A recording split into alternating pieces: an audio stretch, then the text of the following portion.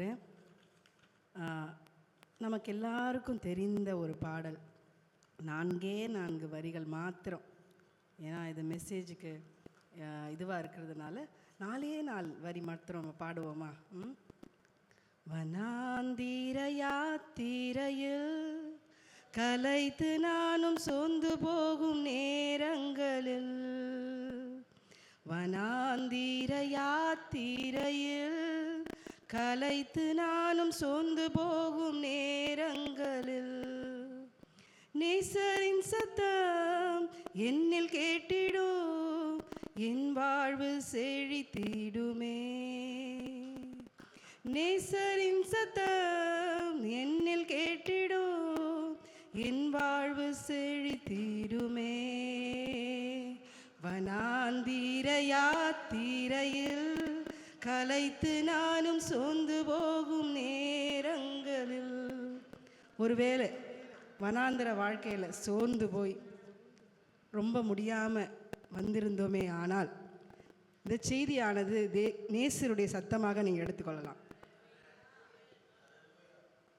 இன்னைக்கு நம்மளுடைய தலைப்பு என்னவென்றால், வனாந்திரத்தில் ஓர் என்கேதி. வனாந்திரத்தில் ஓர் என்கேதி அப்படின்னு தான் பார்க்க போகிறோம். ஓகேங்களா?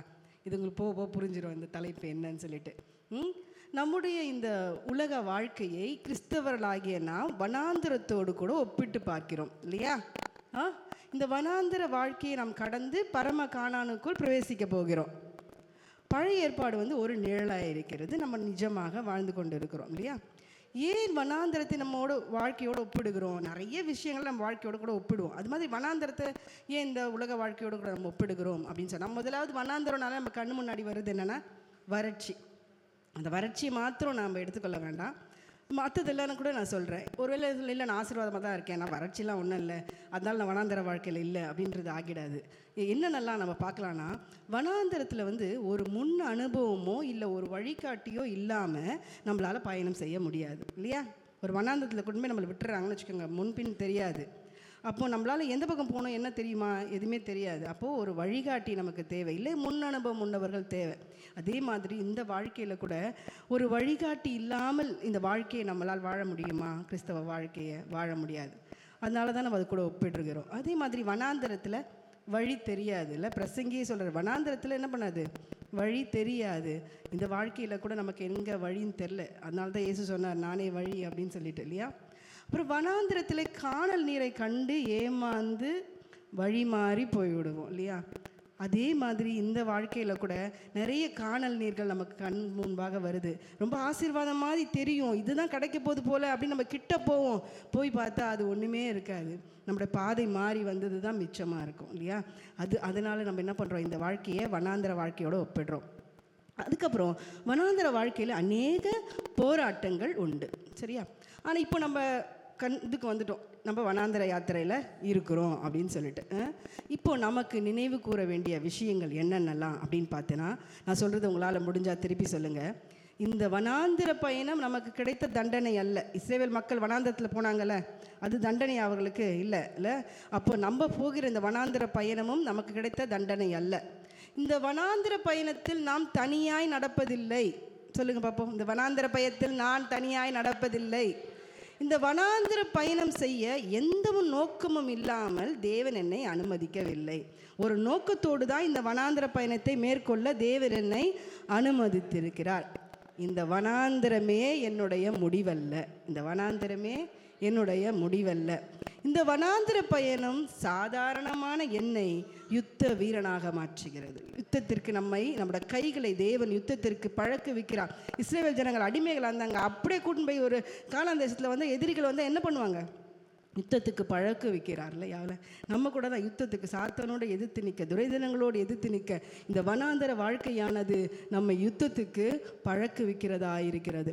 இந்த வனாந்திர பயணத்தின் மூலம் அநேக காரியங்கள் நமக்கு கற்றுக் கொடுக்கப்படுகிறது. இந்த வனாந்திர பயணம் பலவீனமான என்னை பலனுள்ளனாக மாற்றுகிறது. இந்த வனாந்திர பயணம் நம்ம இம்மைக்குரிய ஆசீர்வாதத்துக்கு தகுதியுள்ளவர்களாகவும் ஆவிக்குரிய ஆசீர்வாதத்துக்கு தகுதியுள்ளவர்களாகவும் நம்மை மாற்றுகிறது.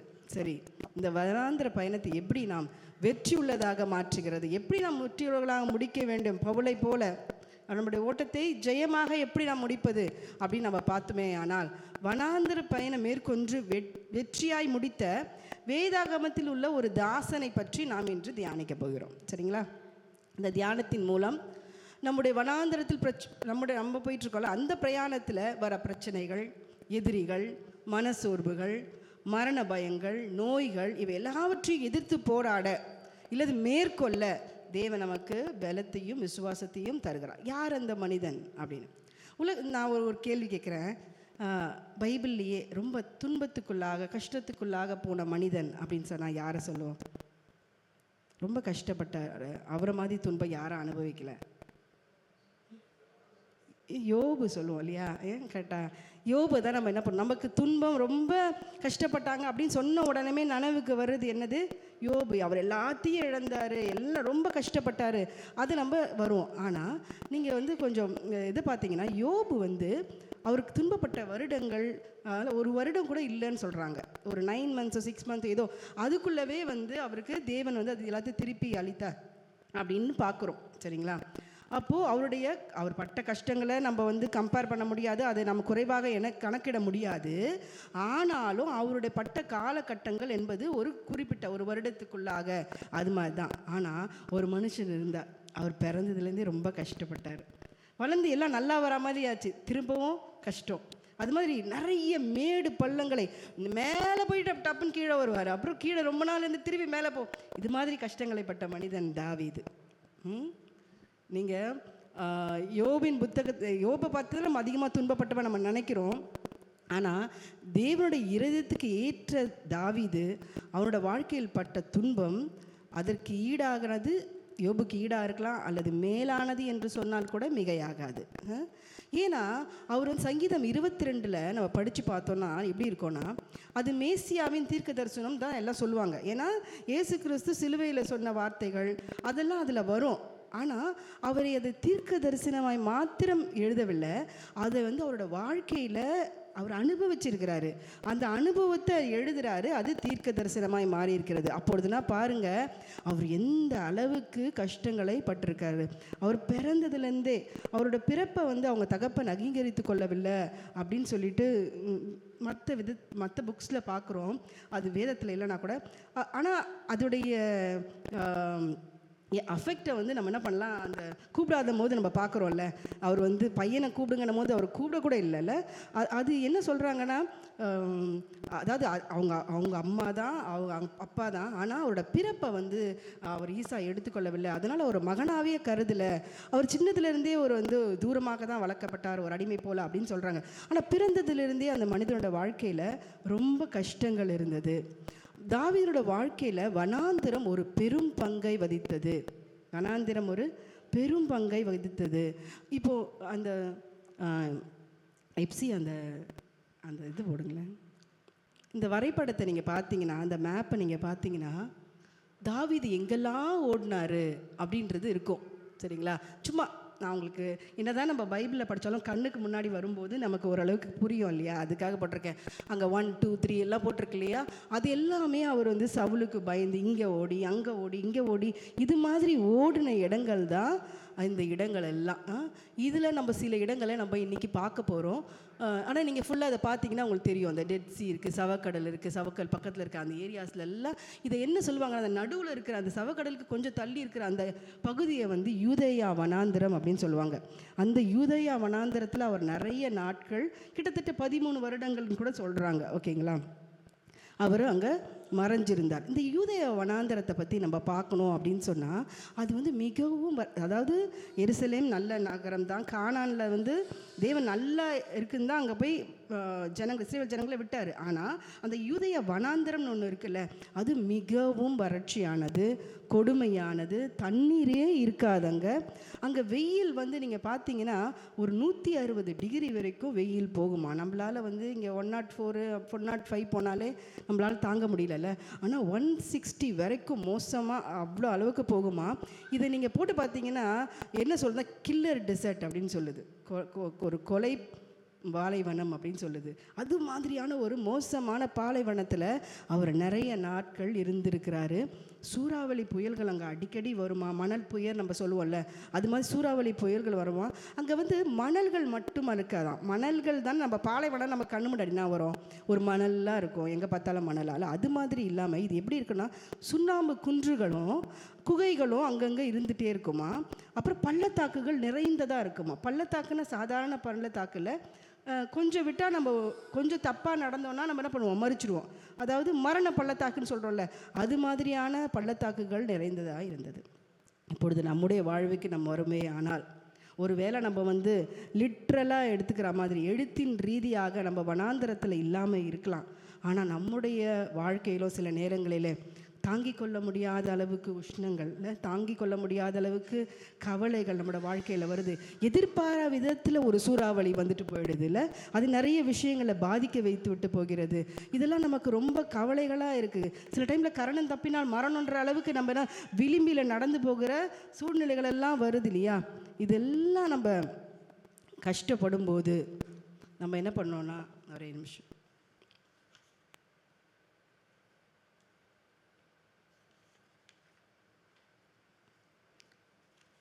இது மாதிரி சூழ்நிலைகள் நம்முடைய வாழ்க்கையில் வருது. இதில் நீங்கள் பார்த்தீங்கன்னா கேலாகில் உள்ள மனுஷர்கள், கேலாகுன்னு அங்கே ஒரு இடம் இருக்கும், 6 இருக்குல்ல, அது வந்து கேலாகு. அங்கே போய் அவர் என்ன பண்ணுறாரு, பெலிஸ்தியர்களுக்கு வந்து அந்த கேலாகு மனுஷரை வந்து கஷ்டம் கொடுக்குறாங்க. இவர் என்ன பண்ணுறாரு, அவங்களுக்காக போய் போராடுறாரு. இவரே வெளியே தான் இருக்கிறாரு, ஆனால் அவங்களுக்காக போய் போராடுறாரு. மேபி அவங்க அடைக்கலம் கொடுப்பாங்கன்னு நினச்சாரு தெரில. ஆனால் தேவன் சொல்கிறாரு, அவங்க சவுல் வந்தாங்கன்னா அவங்களை என்ன பண்ணுவாங்க, காட்டி கொடுத்துருவாங்கன்னு சொன்னோன்னே அங்கேருந்து என்ன பண்ணுறாரு, சீப் வனாந்திரத்துக்கு போகிறாரு. அந்த 11 போட்டிருக்கு இல்லைங்களா, அந்த சீப் வனாந்திரத்துக்கு போகிறாரு. அதான் சில பாருங்கள், சில டைம் நம்மளோட வாழ்க்கையில் கூட நம்மளால் தான் நன்மையே பெற்றிருப்பாங்க. நம்ம விட்டு இருந்தால் பெலிஸ்தியர் என்ன பண்ணிகிட்டு இருப்பாங்க, அடித்து ஒன்றெல்லாம் ஆக்கிட்டு இருப்பாங்க. ஆனால் நன்மை பெற்றவர்களையே நம்ம என்ன பண்ணுவாங்க, சில டைம் நம்மளை வனாந்திர அந்த அனுபவத்துக்குள்ளாக நம்மளை தள்ளி விடுவாங்க. பார்த்துருக்கீங்களா? அது மாதிரி வாழ்க்கையை வந்து தாவீது வாழ்ந்திருக்கிறார். அப்போ என்ன பண்ணுறாரு, சீப்பு அந்த வனாந்திரத்தில் இருக்கிற அந்த காட்டில் தான் அவர் இருக்கிறாரு. ஆனால் மக்கள் பாருங்கள், அந்த சீப்பு ஊரார் என்ன பண்ணுறாங்க, சவுல்கிட்ட போய் இவனை நாங்கள் காட்டி கொடுக்குறோம் வரீங்களா அப்படின்னு கூப்பிட்றாங்க. அவன் ஒன்றும் இவங்களை தொந்தரவு கொடுக்க போதில்லை தாவீது, இவங்க ஊரில் வந்து இல்லை, ஆனால் அந்த வனாந்தரத்துக்கு நான் வந்து காட்டி கொடுக்கட்டுமா அப்படின்னு சொல்கிறாங்க.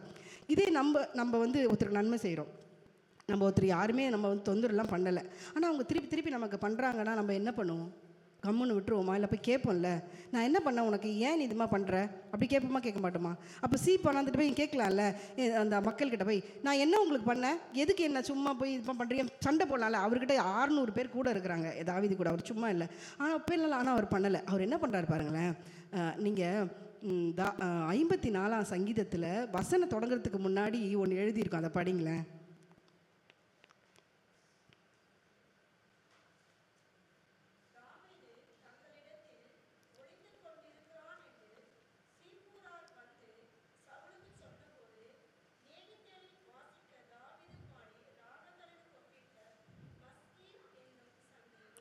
பாருங்களேன், ரொம்ப ஆச்சரியமாக இல்லை கேட்கும் போது. அவன் அது மாதிரி இல்லைங்க, அது மாதிரி ஒரு நாள் சொல்கிறேன், கடகடன்னு படிங்களேன். 56 மேலே படிங்களேன். 56, 57, 58.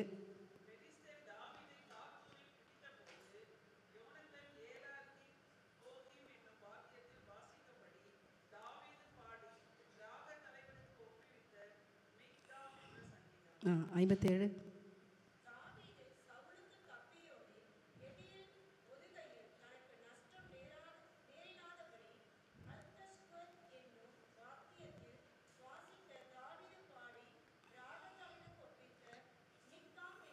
நம்ம இதை படிக்கவே மாட்டோம், ஏன்னா அதில் சில வேர்ட்ஸ்லாம் நம்ம வாயில் வரவே வராது, என்ன ராகம் அதெல்லாம் நம்மளுக்கு புரியாதுல்ல, அதனால் நம்ம படிக்க மாட்டோம். ஆனால் நம்ம படித்து பார்த்தோம். அதில் நீங்கள் அப்புறமா போய் பாருங்கள், 58 பாருங்கள், 59 பாருங்கள், 63 பாருங்கள். எல்லாமே அவனுக்கு கஷ்டம் வரும்போது, யாராவது கஷ்டம் வரும்போது அந்த கஷ்டத்துக்கு எதிர்த்து அவன் எதுவும் பண்ண மாட்டான், உடனே ஒரு பாட்டு எழுதிடுவாங்க. உடனே ஒரு இல்லை, நம்ம எழுதி வச்ச பாட்டே பாட மாட்டோம், ஆனால் அவர் பார்த்திங்கன்னா உடனே ஒரு பாடலே எழுதுகிறார் இல்லையா. அப்போது அந்த சீப் வனாந்தரத்தில் சொன்ன உடனே அவன் என்ன பண்ணுறான், அங்கேருந்து இந்த மாகோன் என்ற வனாந்தரத்துக்கு ஓடி போகிறான். மாகோன்ன்றது வந்து அந்த சீப்பு கீழே 12 இருக்குல்ல, அதுக்கு மேலே அங்கே ஓடி போகிறான். அங்கே ஓடி போகும்போது என்ன ஆகுது அப்படின்னு சொன்னால், அதாவது அவன் வனாந்திர வாழ்க்கையோ நம்மளோட வாழ்க்கையோ நம்ம ஒப்பிட்டு பார்க்குறோம், அவ்வளோதான். அதில் நான் என்னன்னு நான் படிக்கிற வசனத்தை 1 சாமுவேல் 23 அதில் பார்த்தீங்கன்னா, சவுலும் அவன் மனுஷரும் தாவீதை தேடுகிறார்கள் என்று அறிவிக்கப்பட்ட போது அவன் கண்மலையிலிருந்து இறங்கி மாகோன் வனாந்தரத்தை தங்கினான். அதை சவுல் கேள்விப்பட்டு மாகோன் வனாந்தரத்தில் தாவீதை பின்தொடர்ந்தான். மாகோன் வனாந்தரத்துக்கு வந்துட்டானோடனே இவர் என்ன பண்ணுறார், பின்தொடர்ந்து போகிறாரு. அப்போ என்ன ஆகுது அப்படின்னு சொன்னால், அந்த 26ஆம் வசனத்தில் சவுல் மலையின் இந்த பக்கத்திலும் தாவீதும் அவன் மனுஷரும் மலையின் அந்த பக்கத்திலும் நடந்தார்கள். சவுலுக்கு தப்பி போக தாவீது தீவிரித்த போது சவுலும் அவன் மனுஷரும் தாவீதையும் அவன் மனுஷரையும் பிடிக்கத்தக்கதாய் வளைத்து கொண்டார்கள். என்ன பண்ணுறாங்க, அந்த மாகோன் வனாந்தரத்தில் கிட்டத்தட்ட வளைச்சிட்டாங்க, அவ்வளோதான், பிடிக்க போகிறாங்க. சரியா? அப்போது நம்மளுடைய வாழ்க்கையில் கூட இது மாதிரி நடந்திருக்கோம்ல, அவ்வளோதான், இனிமே நமக்கு என்ன இல்லை, ஒன்றுமே இல்லை, இனிமே எல்லாம் முடிஞ்சிருச்சு அப்படின்ற நிலை நமக்குள்ளே நிறைய டைம் வந்திருக்குல்ல. ஆனால் தேவன் விட்டுட்டாரா? 27வது வசனத்தில் நீங்கள் பார்த்தீங்கன்னா, அந்த சமயத்தில் ஒரு ஆள் சவுலிடத்தில் வந்து, நீ சீக்கிரமாய் வாரும், பெலிஸ்திய தேசத்தின் மேல் படையெடுத்து வந்திருக்கிறார்கள் என்றான். அதனால் சவுல் தாவீதை பின்தொடர்வதை விட்டுவிட்டு பெலிஸ்தரை எதிர்க்கும்படி போனான் அப்படின்னு போட்டிருக்கு. அப்போ என்னாச்சு, இந்த கடைசி நிமிஷத்தில் தேவன் எப்படி மாத்துறாரு பாருங்க. நம்முடைய வாழ்க்கையில் கூட கண்டிப்பாக இது நடந்திருக்கும்ல. நம்ம அவ்வளோதான் நினைக்கிற நேரத்தில் தேவன் என்ன பண்ணுவார், இடைப்படுவார் நம்மளோட வாழ்க்கையில். இல்லை, வசனத்தின் மூலமாக பேசியிருப்பார். ஒன்றுமே இல்லை, இதுக்கப்புறம் என் வாழ்வு செழிக்காது, இவ்வளோதான் வறட்சி போல் அப்படின்னு நினைக்கும் போது எத்தனை பேரோட வாழ்க்கையில் தேவரோட வசனம் பேசியிருக்கிறது, வாக்குத்தத்தத்தை கொடுத்துருக்கிறார் இல்லையா? நாம் நினச்சதுக்கு மாறா, நம்ம நினச்சி கூட பார்க்க முடியாத அளவுக்கு தேவன் செய்திருக்காருல, கிரியை செய்திருக்கா. அப்படிப்பட்ட அனுபவம் உண்டுண்டா? கைகளை தட்டி நாம் தேவனுக்கு நன்றி செலுத்துவோமா? நன்றி அப்பா, நன்றி ஆண்டவர், தேவன் எத்தனை நல்லவர்ல. சரி, இதுக்கப்புறம் என்ன பண்ணார் தாவீது அப்படின்னு பார்த்தீங்கன்னா, தாவீது அந்த இடத்தை விட்டு என்கேதியில் உள்ள அரண்யப்பான இடங்களில் தங்கினான். இந்த என்கேதி தான் இன்றைய தலைப்பு, வனாந்திரத்தில் ஓர் என்கேதி. நம்மளோட வனாந்தரோட வாழ்க்கையில் என்கேதி என்றது கண்டிப்பாக வரும். நம்ம நினச்சிடக்கூடாது இந்த வனாந்திரமே நம்மளோட வாழ்க்கை, வனாந்திர இல்லை. இந்த உலகத்தில் நம்மளுக்கு என்கேதி என்பது உண்டு. இந்த என்கேதியினோட சிறப்பு என்ன தெரியுமா? இந்த என்கேதியோட சிறப்பு என்னன்னா, அந்த வனாந்திரத்தை செகண்ட் பிக்சரும் தேர்ட் பிக்சரும் போடுங்களேன். இல்லை செகண்ட் அந்த மாகோன் வனாந்தரம் எப்படி இருக்கும்னு சொல்லிட்டு நான் கூகுளில் போட்டு பார்த்தேன். இப்போ எப்படி இருக்குது சரிங்களா? அது அப்போ எப்படி இருந்துச்சுன்னு எனக்கு தெரியல. ஏன்னா 3000 வருஷத்துக்கு முன்பாக எப்படி இருந்துச்சுன்னு எனக்கு தெரியல. ஆனால் இப்போ பார்க்கும்போது எங்கே பார்த்தாலும் இப்படி தான் இருக்குது. இன்னொரு பிக்சர் பார்க்கும்போது நிறைய அந்த சொன்ன மாதிரி இந்த குகைகள் அப்படிலாம் இருக்குது. ஓகேவா? இந்த என்கேதி எப்படி இருக்கும் போது அந்த பிக்சர் அந்த நெக்ஸ்ட் இப்போ என்கேதி இப்போ எப்படி இருக்குது சரியா? ஆனால் அது எப்படி இருக்கும் அப்படின்னு சொன்னால், அது வந்து ஒரு செழிப்பான இடமா. செழிப்பான இடம்னாலே என்ன பண்ணோம், அங்கே ஜீவன்கள் வாழும். அப்போ அது என்ன இடம், வாழ வைக்கிற இடம். பசும்புல்கள் அங்கே நிறைந்திருக்குமா. நீங்கள் உன்னத பாட்டு 1:14 படித்து பார்த்தீங்கன்னா, என் நேசர் எனக்கு என்கேதி ஊர் திராட்சை தோட்டங்களில் முளைக்கும் மருந்தோன்றி பூங்குத்து அப்படின்னு போட்டிருக்கோங்க. இங்கே இதுக்கு முன்னாடிலாம் நீங்கள் படிச்சிங்கன்னா, அவர் வந்து ஆடு மேய்க்கிற மாதிரியும், அவர் உங்கள் ஆடு எங்கெல்லாம் கட்டுறீங்க அப்படின்னு இந்த அம்மா கேட்பாங்க. நீங்கள் அந்த காலடி பின்னாடியே வா, நீ தெரிஞ்சுக்கலாம் அப்படின்னு சொல்லுவார். எங்கன்னா இந்த இடத்துல, இந்த என்கேதின்ற இடத்துல ஆடுகளை மேய்ப்பவர்கள் அதிகமாக இருப்பாங்க. ஏன் ஆடுகளை மேய்ப்பவர்கள் அதிகமாக இருப்பாங்க அப்படின்னு பார்த்தா, அங்கே புல்லுள்ள இடங்கள் அதிகமாக இருக்கும். பசும்புல் நிறைந்த இடம்தான் என்கேதி. அங்கே நீரூற்றுகள் இருக்குது, இப்போவும் இருக்கா நீரூற்று. அந்த நீரூற்றுக்கு இப்போ 2 நீரூற்று இருக்குது. அதாவது அதுக்கு கொஞ்சம் பக்கத்தில் தான் சவக்கடல் இருக்குங்க. அந்த சவக்கடலில் அவ்வளோ உப்பு. நம்ம பீச்சில் ஒரு முறை எப்பயாவது நிற்கும் போது வாயில் பட்டிருக்கா தண்ணி, பயங்கரமாக உப்பு கறிக்கும்ல. அதெல்லாம் ஒன்றுமே இல்லை. சவக்கடல் வந்து அது மாதிரி எத்தனையோ மடங்கு அதிகமானது. ஏன்னா மனுஷன் முழுகவே மாட்டான், அந்த அளவுக்கு வந்து டென்சிட்டி ரொம்ப அதிகம்னா அவ்வளோ உப்புத்தன்மை அதிகமானது. அது கொஞ்சம் தூரத்தில் பக்கத்தில் தாங்க இருக்குது. ஆனால் இந்த என்கேதியில் நீரூற்று இருக்குது, குடிக்கிற நீர் இருக்குது. அதுக்கு 2 பேர் வச்சுருக்காங்களாம். ஒன்று வந்து இப்போ வச்சுருக்காங்க தாவீதின் நீரூற்று, இன்னும் சூனேமெத்தியாலின் நீரூற்றுன்னு சொல்லிட்டு இல்லை. அப்போது அங்கே அந்த நீரூற்று எப்படி தான் இருக்குங்களாங்க, ரொம்ப சத்தம் போட்டுட்டு விழும்ல. நம்ம அருவிலாம் பார்க்குறோம்ல, பரபரன்னு சத்தம் கேட்கல, அது மாதிரி இருக்கு. அந்த ஆடுகள் வந்து சத்தம் கேட்டாலே அது குடிக்காது. அதனால் அந்த நீரூற்று சத்தமில்லாத நீரூற்று, ஆனால் ஓடிட்டே இருக்குமா. அதாவது நிற்கிற அமர்ந்த தண்ணீர் அங்கே உண்டு, அங்கே புல்லுள்ள இடங்கள் உண்டு, அங்கே அமர்ந்த தண்ணீர் உண்டு. அதுக்கப்புறம் நீங்கள் 2 நாளாகமம் 20:2 பார்த்தீங்கன்னா ஒரு வசனம் இருக்குது. அங்கே என்கேதின்ற ஒரு வேர்டு வருது, படிக்கிறீங்களா? 2 நாளாகமம் 20:2.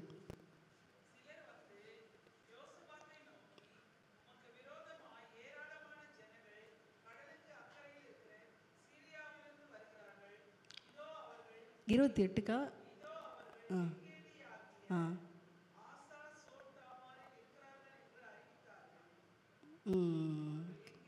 ஆ அந்த சொல்கிறாங்களே அது பேர்னாக்கா ஆசா ஆசோன் தாமார். அது என்கேதியோட இன்னொரு பேராம். சரிங்களா? ஆசோன் தாமார்னா என்ன அர்த்தம்னா வரிசையாக உள்ள பேரிச்ச மரங்கள் அர்த்தமா. அதனால் இந்த இடத்துல பேரிச்ச மரங்கள் அதிகமாக இருக்குது. பேரிச்ச மரங்கள்னால் சாதாரண பேரிச்ச மரங்கள் இல்லை, ராஜாக்களின் பந்தியில் வைக்கிற பேரிச்சம்பழம். அப்போனா அது எந்த அளவுக்கு சுவையுள்ளதாகவும் விலை மிகுந்ததாகவும் அது மாதிரி பேரிச்ச மரங்கள்லாம் இங்கே நிறைந்து இருக்குதான். அதுக்கப்புறம் உன்னத பாட்டு 1:4 என்ன போட்டிருக்கு? திராட்சை தோட்டம் அங்கே இருக்குது. அப்போ அங்கே திராட்சை தோட்டங்கள் இருக்கான். அப்புறம் ஒலிவ தோப்பு. எப்பயுமே திராட்சை தோட்டங்கள் நீங்கள் வேதத்தில் எங்கெங்கே படிக்கிறீங்களோ அது பக்கத்துலேயே பார்த்தீங்கன்னா ஒலிவ அப்படின்னு வரும். நிறைய வசனங்கள் அப்படி வரும். ஒலிவ தோப்புகளும் அங்கே இடம். இது வந்து எப்படிப்பட்ட இடம்னா ஒரு இளைப்பாறுகிற இடம். ஓகேங்களா? இப்படிப்பட்ட என்கேதியை தான் தேவன் தாவீதுக்கு இளைப்பாறுகிற இடமாக கொடுத்தார். அந்த மாகோன் பள்ளத்தாக்கு ரொம்ப கஷ்டமான பள்ளத்தாக்கு. அது அந்த ஓரத்தில் இருக்குது, அந்த யூதாவின் வனாந்தரத்தினுடைய அந்த எண்டில் இருக்குது. ஆனால் இந்த எண்டு வரைக்கும் அவன் நடந்து வரான். அந்த எவ்வளோ அனல் இருந்திருக்கும், எவ்வளோ கஷ்டம் இருந்திருக்கும்ல. அப்படி வரும்போது தேவன் அந்த என்கேதியை தாவீதுக்கு இளைப்பாறுகிற இடமாக கொடுக்கிறார். அந்த என்கேதியிலே அவனோட ஆத்துமா இளைப்பாறுகிறது. அந்த என்கேதியில் அவனுக்கு தேவன் பாதுகாப்பை கொடுக்கிறார். அந்த என்கேதியிலே சத்ருவை அவர் அவனுடைய கையிலே ஒப்பு கொடுக்கிறார். பாருங்கள், என்கேதி எப்படிப்பட்ட இடம்? அது செழிப்பான இடம், அதில் இளைப்பாறுதல் உண்டு, அதில் சத்ருவை நம்முடைய கையிலே கொடுக்கிறார். நம்முடைய வாழ்க்கையிலையும் வழி தெரியாமல், முன்னேற்றம் இல்லாமல், செழிப்பில்லாமல் வனாந்திரத்தில் நடந்து கொண்டு இருக்கிறீர்களா? மாகோனுடைய பள்ளத்தாக்கு தான் என்னோட முடிவு நினைக்கிறீங்களா? இல்லை, அது முடிவல்ல. தேவன் உங்களுக்கு என்கேதியை அளிக்க வல்லவராக இருக்கிறார். அந்த என்கேதியிலே உங்களுக்கு இளைப்பாறுதல் உண்டு, பாதுகாப்பு உண்டு. சத்ருவை தேவன் உங்கள் கையிலே ஒப்பு கொடுப்பார். தேவன் அவனை கைவிடாமல், யூதாவின் வனாந்தரத்திலே அழிக்காமல், சவுலின் கையிலே ஒப்பு கொடுக்காமல் என்கேதி வரை அழைத்து வருவதற்கு, இளைப்பாறுவ செய்வதற்கு காரணம் என்னங்க? தேவன் அவனுக்கு வாக்குரைத்திருக்கிறார். அந்த வாக்குதத்தை நிறைவேற்ற அவர் உண்மையுள்ளவராக இருக்கிறார். நமக்கும் தேவன் வாக்குரைத்திருக்கிறார். அவர் நித்திய ஜீவனை கொடுப்பார் என்று வாக்குரைத்திருக்கிறார். நம்ம கூட இருப்பேன் என்று அவர் வாக்குரைத்திருக்கிறார். அதனால் நம்ம என்னதான் வனாந்திர பயணமாக இருந்தாலும் என்கேதி எனக்கு உண்டு இந்த காலகட்டத்திலே என்பதை நாம் நினைக்குவோம். தேவனுடைய வாக்குதத்தம் நிறைவேறுவதற்கு இப்போ தேவன் நமக்கு எல்லாருக்கும் வாக்குதத்தத்தை கொடுத்திருப்பார் இல்லையா? எத்தனையோ வசனங்கள் மூலமாக நம்மோடு கூட பேசியிருப்பார். தேவன் வந்து அவருடைய வாக்குதத்தை நிறைவேற்றுறதுக்கு என்னுடைய பலன் தேவையா? நான் ஏதாவது அவருக்கு ஹெல்ப் பண்ணணுமா? தேவனுக்கு என்னோட பலன் தேவையா அப்படின்னு பார்த்தா தேவனுக்கு என்னோட பலன் தேவையில்லை. சில பேர் ஒருவேளை மாகோன் பள்ளத்தாக்கின் அனுபவத்தில் இருந்து என்கேதியின் அனுபவத்திற்கு வந்தவர்களாய் நீங்கள் இருந்திருப்பீர்கள். என்கேதியில் இருக்கலாம், மேபி நீங்கள் இளைப்பாறை கொண்டிருக்கலாம். தேவன் நீங்கள் பட்ட கஷ்டங்களுக்கெல்லாம் கொஞ்சம் இளைப்பாறுதல் கொடுத்துருக்கலாம். உங்களுடைய சத்ரு உங்கள் கையில் கூட ஒப்பு கொடுத்துருக்கலாம். அந்த நேரத்தில் நீங்கள் எப்படி நடந்து கொள்கிறீங்க? குகையில் சவுலை ஒப்பு கொடுக்கும் போது தாவீது நடந்து கொண்ட விதத்தை நீங்கள் பாருங்கள். தேவன் என்னை ராஜாவாக அபிஷேகம் பண்ணியிருக்கிறார், எனவே நான் சவுலை கொன்று ராஜாவாகி விடுவேன் என்று தாவீது என்ன பண்ணல? அவசரப்படல.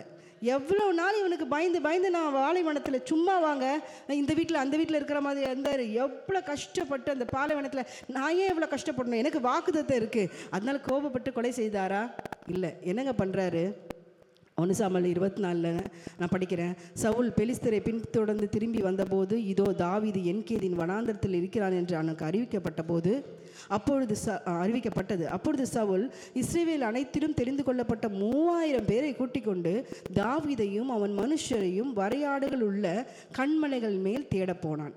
வழியோரத்தில் இருக்கிற ஆட்டு தொழுவங்களில் அவன் வந்தபோது அங்கே ஒரு கெபி இருந்தது. அதிலே சவுல் மலாஜலாதிக்கு போனான்.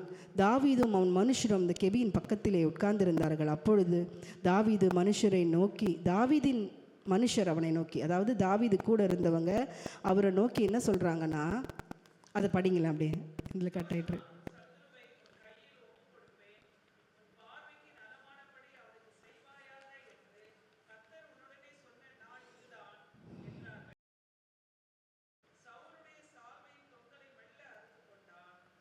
அவ்வளோதான்க்கா.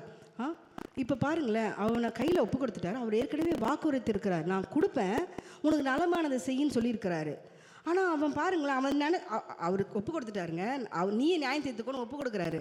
ஆனாலும் அவன் என்ன பண்ணல, நியாயம் தீர்க்கல. ஒப்பு கொடுத்தா கூட அவன் தைரியமாக அதை பண்ணவே இல்லைல்ல, மெல்ல அறுத்து கொண்டானான். அந்த சால்வையின் தொங்கலை அறுத்து கொண்டதுக்கு அவன் மனது அடித்து கொண்டதாங்க. மனது பாருங்களேன்ல, மனது ஏன் ஒரு சால்வையின் தொங்கலை அறுத்ததுக்கு மனது ஏன் அடித்து கொண்டதுன்னா, அந்த காலத்துலலாம் அந்த சால்வை என்பது ஒரு யூனிக்கான ஒரு ட்ரெஸ் ஆங்க. அந்த மேலே போடுறதுல அதில் ஒவ்வொருத்தருக்கும் அவங்கவுங்களுடைய அந்த என்ன பொசிஷனு வசனங்கள் அது மாதிரி அந்த சால்வையின் ஓரத்தில் வச்சுருப்பாங்களாம். அதை நீ அறுக்கிற அப்படின்னு சொன்னால் அவனோட பொசிஷனே நீ ராஜாவாக இல்லைன்ற மாதிரி அர்த்தம். அதாவது ஐடென்டிஃபை இருக்குல்ல, ஒரு மனுஷனுக்கும் ஒரு ஐடென்டிஃபை இருக்குல்ல, அதையே நம்ம எடுக்கிற மாதிரி அர்த்தம். அது மாதிரி தான் தாவீது என்ன பண்ணார், அதை தான் எடுத்தார். ஒரு வேளை சவுல் ஆவிக்குரியவராக இருந்திருந்தார்னா அதை அவர் புரிஞ்சிட்டு இருப்பார். எப்படின்னா, சாமுவேல்கிட்ட பிடிச்சி இழுக்கும் போது என்ன ஆச்சு, சால்வை உங்ககிட்டேருந்து எடுத்து இன்னொருத்தனுக்கு கொடுத்துட்டேன்றார்ல, அதே மாதிரியான விஷயங்கள் தான் இங்கேயும் அவனுக்கு நடைபெறுது. ஆனால் அவன் மனம் திரும்புறதாவே இல்லை. சவுலுக்கு நிறைய விஷயங்கள் கொடுக்கப்பட்டது இல்லை, நிறைய தருணங்கள் கொடுக்கப்பட்டது, ஆனால் அவங்க திருப்பி மனம் திரும்புறதாவே இல்லை. இங்கே நம்ம பார்க்கலாம், நம்ம ஒருவேளை சிலர் மாகோன் வனாந்திரத்தை கடந்து என்கேதியின் ஆசீர்வாதங்களை அனுபவித்து கொண்டிருப்பீர்கள். ஆனால் அந்த நேரத்தில் எப்படி நடந்து கொள்ள போகிறோம்? தேவன் செய்த நன்மைகளை நினைத்து, அதாவது மாகோன் வனாந்திரத்தில் அதுக்கு முன்னாடி செய்த நன்மைகளெல்லாம் நினைத்து சங்கீதம் 23 போல நம்ம பாட முடியுமா? அதை நடத்தி வந்தவரை நினைக்க முடியுமா? கர்த்தர் என் மெய்ப்பராக இருக்கிறார், நான் தாழ்ச்சி அடையேன், அவர் புல்லுள்ள இடங்களில் மேய்த்து அமர்ந்த தண்ணீரண்டை கொண்டு போய் விடுகிறார் அப்படின்னு நம்மளால் சொல்ல முடியும். நம்ம மரண இருளின் பள்ளத்தாக்கிலே நடந்தாலும் பொல்லாப்புக்கு பயப்படி தேவரீர் நீர் என்னோடு கூட இருக்கிறீர் அப்படின்னு நம்ம சொல்ல போகிறோமா? நினச்சி அவர் எழுதுறது மாத்திரம் இல்லைங்க, நம்ம கூட நிறைய எழுதி வைக்கலாங்க. அது பப்ளிஷ் பண்ணலன்னா கூட பரவாயில்ல, நம்மளுடைய சன்னதிகள் பார்க்கல, நம்ம கூட கண்டிப்பாக எழுதி வைக்கலாம். தேவன் செய்த நன்மைகளை எழுதி வைக்கணுங்க. யார் சொல்லுவா நம்மளுடைய சன்னதிக்கு? சொல்லுங்க. நம்ம எழுதி வச்சோம்னா கண்டிப்பாக அது தாவீது பண்ணாருன்னா, ஏன்ப்பா எங்கள் பாட்டி கூட பண்ணியிருக்காங்கப்பா, எங்கள் அம்மா கூட பண்ணியிருக்காங்கப்பா, எங்கள் தாத்தா கூட பண்ணியிருக்காங்கப்பான்னு சொல்லுவாங்க இல்லையா? சத்ருவை எப்படி நம்ம கையாளுகிறோம் அப்படின்றத பார்க்கணும். என்கேதி என்பது சற்று இளைப்பாறுகிற இடம்தான். அதுக்காக தாவீது அங்கேயே டென்ட் போட்டுட்டு நான் இங்கே தான் இருப்பேன், இங்கே தான் நான் ராஜாவாக இருப்பேன் அப்படின்னு சொல்லி அவன் என்ன பண்ணல, இளைப்பாரி கொண்டு இருக்கல. மாறாக என்ன பண்ணான், அவனோட பயணத்தை மீண்டும் தொடர்ந்தான். வாக்குத்தத்தத்தை சுதந்திரித்து கொண்டான். தேவனுக்காகவும் அவருடைய ஆலயத்தை கட்டுவதற்காகவும் தேவன் கேட்காமலேயே அவருக்கு பிரியமானதை செய்ய அவன் என்ன பண்ணான், மிகவும் வாஞ்சை உள்ளவனாக இருந்தான். ஒருவேளை வனாந்திர யாத்திரை நீங்கள் களைத்து போய் இருந்தீங்கன்னா, 2 டைப் ஆஃப் பீப்புள் தாங்க நம்ம உலகத்தில் இருப்போம்ல. ஒன்று, வனாந்திரத்தில் ரொம்ப சோர்ந்து போய் மாகோனுடைய அனுபவத்தை நம்ம பெற்றுக்கொண்டு இருப்போமே, ஆனால் நிச்சயமாகவே தேவன் சொல்லுகிறார், நீங்கள் என்கேதியை பார்ப்பீர்கள் என்று. நிச்சயமாகவே தேவன் சொல்கிறார், நீங்கள் என்கேதியை பார்ப்பீர்கள், நீங்கள் இளைப்பாற போகிறீர்கள் என்று தேவன் சொல்கிறார். ஆனால் அந்த என்கேதியிலேயே இருந்து விடாமல், அங்கேயே எல்லாம் சஃபசிகேட்டடாக இருக்குது, நல்லா இருக்குன்னு அங்கேயே இருந்து விடாமல் கொஞ்ச நேரம் இளைப்பாரிட்டு மீண்டும் நம்மளோட பயணத்தை தொடருவோம். ஏன்னா நம்ம லக்கு என்னன்னா பரம கானான். இந்த வனாந்திர பயணத்தினுடைய நோக்கமே என்ன? நம்ம பரம கானானை அடைய வேண்டும். இந்த வனாந்திர பயணத்தை வெற்றியுடன் முடிக்க தேவன் நமக்கு கிருபை செய்வாராக. ஆமென்.